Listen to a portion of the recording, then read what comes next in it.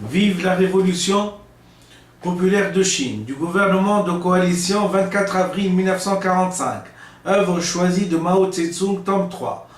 L'ensemble du mouvement révolutionnaire chinois, dirigé par le Parti communiste, embrasse deux étapes, la révolution démocratique et la révolution socialiste.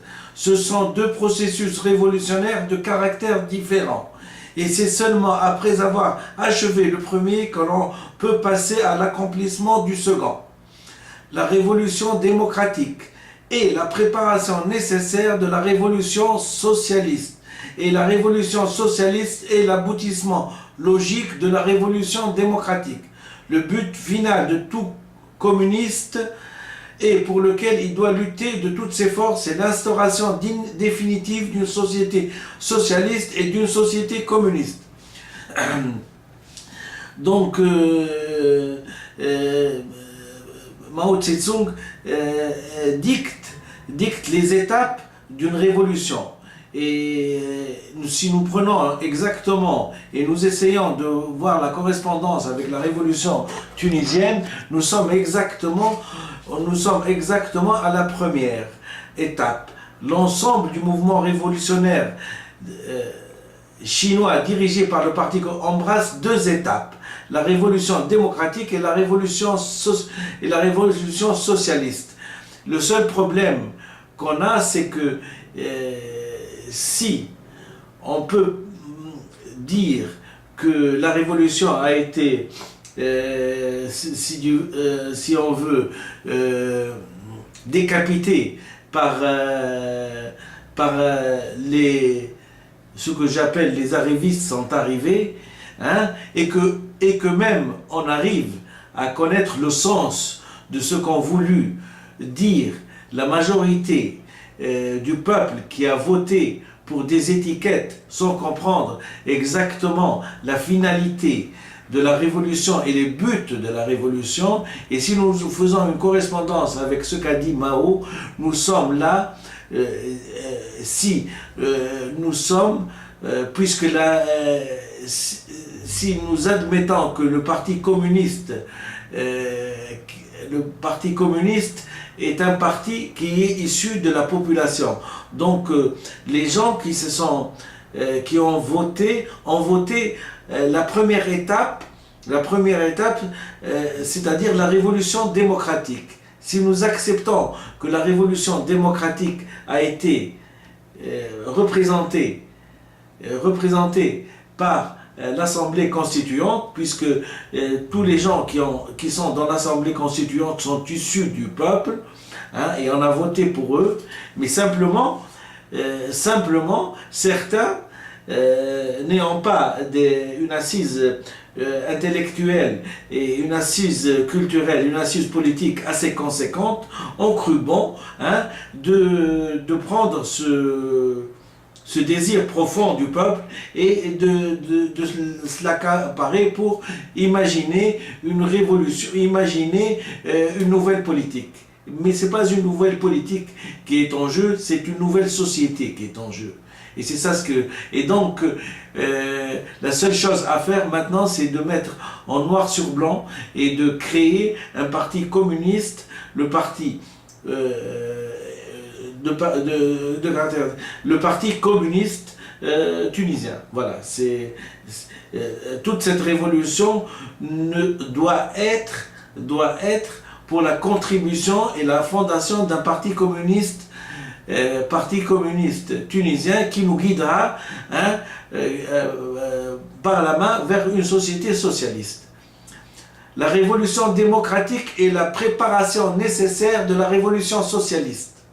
Et la révolution socialiste est l'aboutissement logique de la révolution démocratique. D'accord? Donc si nous admettons ce que je viens de dire, nous avons fait la révolution démocratique et il faut préparer la révolution socialiste. Le but final de tout communiste et pour lequel il doit lutter de toutes ses forces, c'est l'instauration définitive d'une société socialiste et d'une société communiste. Vive la révolution populaire de Chine. La Révolution chinoise et le Parti communiste chinois, décembre 1939, œuvre choisie de Mao Tse-tung, tome 2. Le but de la révolution socialiste est de libérer les forces productives. La transformation de la propriété individuelle en propriété collective, socialiste, dans le domaine de l'agriculture et de l'artisanat, et celle de la propriété capitaliste en propriété socialiste dans l'industrie et le commerce privé, aboutiront nécessairement à une libération considérable des forces productives. Et les conditions sociales seront ainsi créées pour un énorme développement de la production industrielle et agricole.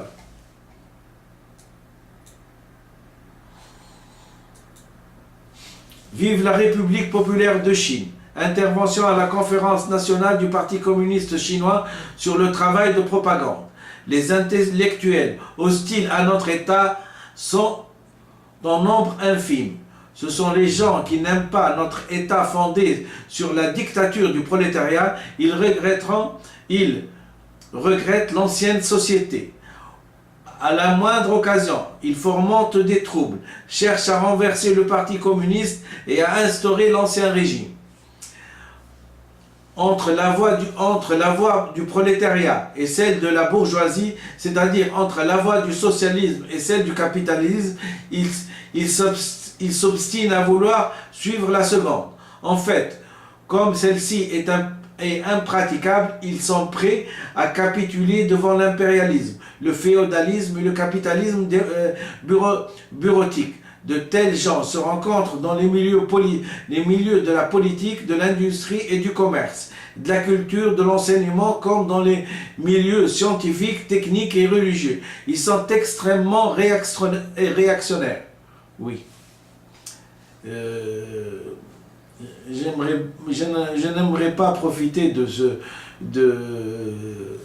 ce paragraphe pour dire que les gens qui sont au pouvoir sont là pour fomenter les troubles, hein, mais je suis en train de lire en noir sur blanc ce qu'a écrit Mao et que je préfère ne pas faire de comparaison parce qu'il y a malheureusement, ou c'est un jeu de hasard, une coïncidence terrible entre les insurrections et les insurrections et la politique du pays maintenant. Mais je n'incrimine pas les gens du pouvoir parce qu'ils veulent du bien du pouvoir, mais le bien, ils ne le connaissent pas, le bien. Le bien, c'est une cogitation intellectuelle. Et toute cogitation intellectuelle demande des connaissances. Et donc, si elle demande des connaissances, si je vous dis qu'il va falloir fonder un parti ouvrier, parti communiste tunisien ouvrier pour appliquer le socialisme, c'est là où qu'ils n'ont pas compris. Donc, ce n'est par méconnaissance et non pas par perversité. Parce que j'estime que les gens veulent du bien, même le Narda veut du bien au pays, mais elle n'a pas les connaissances nécessaires et elle n'a pas l'assise intellectuelle pour pouvoir d'abord verbaliser ça et pour pouvoir créer ça. Et donc, rendez à César ce qui est à César, rendez la révolution à la population pour qu'elle puisse, et à la société tunisienne pour qu'elle puisse, hein, comme elle a amené la révolution, c'est elle qui guidera la révolution. Hein, comme a dit Mao, les masses ont toujours raison. Donc, c'est le parti. Notre prochaine étape, c'est la fondation du Parti communiste tunisien. Et la fondation du Parti communiste tunisien, je vais vous étonner parce que j'ai une idée toute faite. C'est l'ancien bâtiment à l'avenue Mohamed V, hein, du RCD, qui sera la fondation du Parti communiste tunisien qui fédérera toute la population tunisienne, hein, à ce projet. Toute la population tunisienne qui a fait la révolution tunisienne a le seul cadeau qu'on peut lui faire, c'est de créer le Parti communiste tunisien qui va appliquer le socialisme en Tunisie et dont le siège sera le siège du RCD. Voilà. Et donc c'est l'expropriation de cet immeuble à la banque ou au propriétaire pour qu'il puisse fonder le Parti communiste tunisien. Pour appliquer de façon juste et au mot à mot le socialisme et le communisme à la chinoise, c'est-à-dire en appliquant le petit livre de Mao. Voilà le projet qu'il va falloir militer pour ça. Vive la République populaire de Chine. Intervention à la conférence nationale du Parti communiste chinois sur le travail de propagande. Le grand problème, c'est l'éducation des paysans. L'économie paysanne est dispersée et la socialisation de l'agriculture à en juger par l'expérience de l'Union soviétique, exigera un temps très lent et un travail minutieux. Sans socialisation de l'agriculture, il ne peut y avoir de socialisme intégral solide. De la dictature démocratique populaire, œuvre choisie de Mao Tse-tung, nous devons être convaincus que les masses paysannes désirent s'engager progressivement sous la conduite du parti dans la voie du socialisme et que deuxièmement, le parti est capable de conduire les paysans dans cette voie. Ces deux points constituent l'essence et l'aspect dominant du problème. Vive la République populaire de Chine. Sur le problème de la coopération agricole, 31 juillet 1955. Les organes dirigeants des coopératives doivent assurer la prépondérance dans leur sein des paysans pauvres actuels et des nouveaux paysans moyens pauvres. Ils auront comme force d'appoint des anciens paysans moyens pauvres et les paysans moyens aisés, anciens et nouveaux. C'est ainsi seulement qu'on pourra, conformément à la politique du parti, réaliser l'unité des paysans pauvres et des paysans moyens, consolider les coopératives, développer la production et accomplir comme il le faut la transformation socialiste dans l'ensemble du régime rural. Sinon, l'unité des paysans moyens et des paysans pauvres, la consolidation des coopératives, le développement de la production et la transformation socialiste dans l'ensemble des régions rurales seront impossibles. Vive la République populaire de Chine. Note sur l'article. Comment la prépondérance est passée des paysans moyens aux paysans pauvres dans la coopérative agricole de production de Wutong, canton de Kochun, district de Chung. L'essor du socialisme dans les campagnes chinoises. Il faut unir à nous les paysans moyens. Ce sera une erreur de ne pas le faire. Mais sur qui dans nos campagnes, la classe ouvrière et le Parti communiste doivent-ils compter pour les rallier, en vue de la transformation socialiste dans l'ensemble des régions rurales? Bien entendu, sur les paysans pauvres uniquement. Il en fut ainsi que nous luttions contre les propriétaires fonciers et réalisant la réforme agraire. Il en est encore ainsi aujourd'hui alors que nous luttons contre les paysans riches et tout facteur capitaliste pour réaliser la transformation socialiste de l'agriculture. Au début de ces deux périodes révolutionnaires, les paysans moyens se sont montrés hésitants. Et c'est seulement lorsqu'ils se rendent compte clairement de la tendance générale de la situation et voit que le triomphe de la révolution est imminent, qu'ils passent du côté de celui-ci. Les paysans pauvres doivent agir sur les paysans moyens, les gagner à eux pour que la révolution prenne chaque jour plus d'ampleur et ce jusqu'à la victoire finale.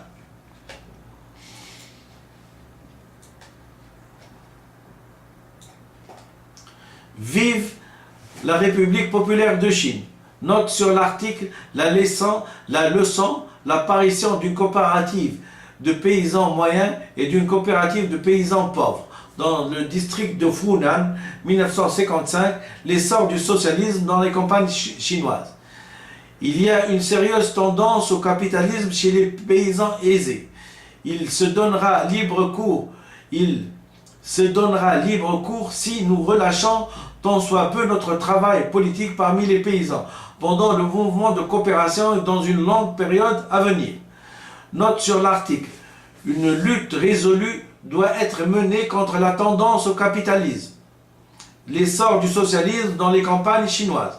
Le mouvement de coopération agricole a été dès le début une sérieuse lutte idéologique et politique. Aucune coopérative ne peut être fondée sans une telle lutte. Pour qu'un système social tout nouveau puisse être édité à la place de l'ancien, il faut d'abord déblayer le terrain.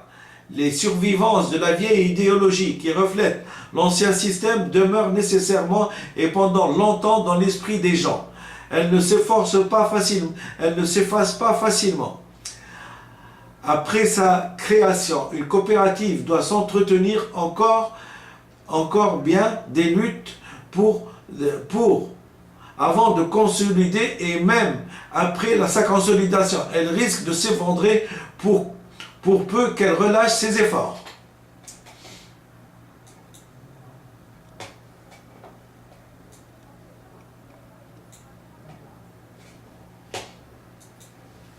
Vive la République populaire de Chine. Note sur l'article.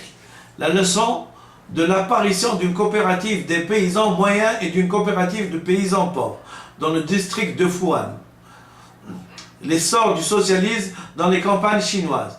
Il y a une sérieuse tendance au capitalisme chez les pays aisés.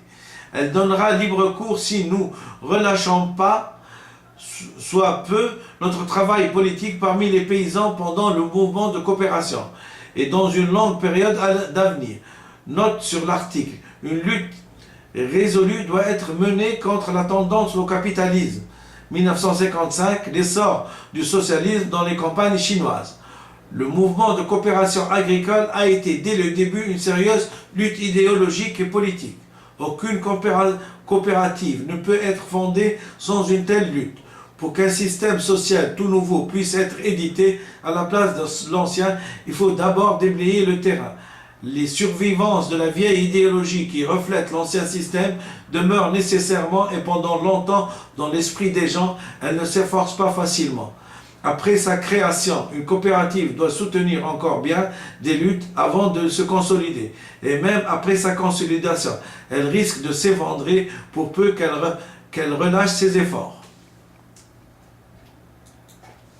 Vive la République populaire de Chine. Note sur l'article. Une sérieuse leçon, 1955. L'essor du socialisme dans les campagnes chinoises. Depuis quelques années, la tendance spontanée au capitalisme s'affirme chaque jour davantage dans les campagnes. Et partout, on voit apparaître de nouveaux paysans riches. Beaucoup de paysans moyens, aisés s'efforcent de devenir des paysans riches. D'autre part, de nouveaux paysans pauvres ne disposent pas de moyens de production suffisants, sont encore dans le besoin. Certains ont des dettes, d'autres ont vendu ou loué leurs terres. Si on laisse se poursuivre cette évolution, le phénomène de différenciation, de glissement vers les deux pôles ira inévitablement en s'aggravant. Voilà tout un programme. C'est tout un programme pour la révolution tunisienne. C'est le chapitre 3 du petit livre rouge de Mao Tse-tung. Et il explique ainsi comment on fait cette transformation d'une société capitaliste vers une société communiste et socialiste. Et il donne son avis comment le propriétaire terrien devrait mettre en commun sa terre. C'est pas de la confiscation, parce que la confiscation sans retour, elle est illégale. Mais là, il faut d'abord travailler intellectuellement les paysans. Hein? Oui, intellectuellement les paysans. Il faut essayer de leur expliquer le socialisme. On ne peut pas convaincre quelqu'un d'une bonne finalité sans expliquer. Et pour expliquer, il faut employer les mots justes.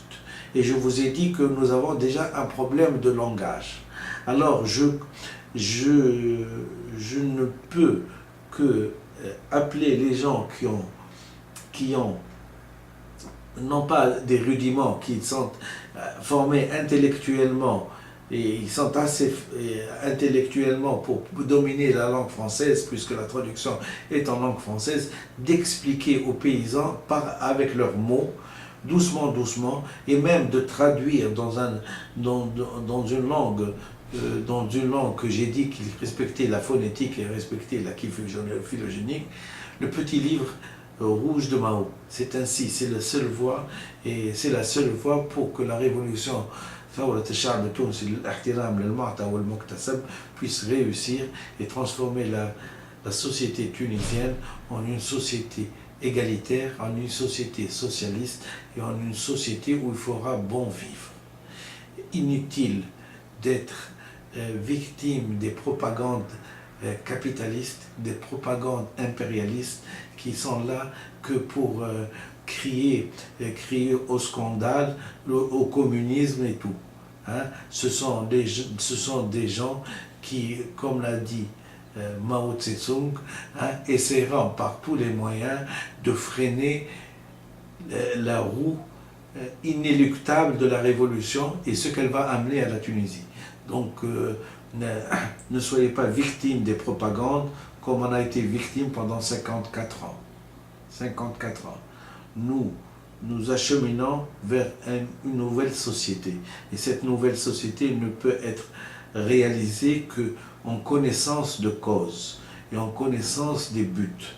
Hein? C'est pour ça qu'il faut que nous réalisons ceci d'abord par le verbe, par le langage, par la discussion, par le bouche à oreille. Et ainsi, nous pourrons aspirer à cette transformation. Je vous remercie infiniment et merci.